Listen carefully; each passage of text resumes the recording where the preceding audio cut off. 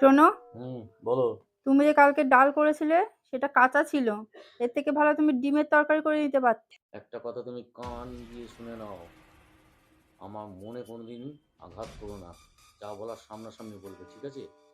আর আমি তোমাকে গিয়ে তোমার কথা শোনার জন্য করিনি, ঠিক আছে? নিজেকে প্রতিষ্ঠিত করার জন্য করেছি, তার জন্য করেছি। সেটা কিভাবে? দেখো, বিয়ের আগে আমি ঘুম থেকে উঠে এক গ্লাস নীল জল খেতাম না। আজকে সেই জল দিয়ে পুরো ঘর তোর বাসন বাঁচা সব কিছু আমি বুঝেছো?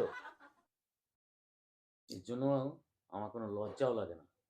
আর এই সব কাজ ঘরের জন্য করি, তার কারণ কি জানো?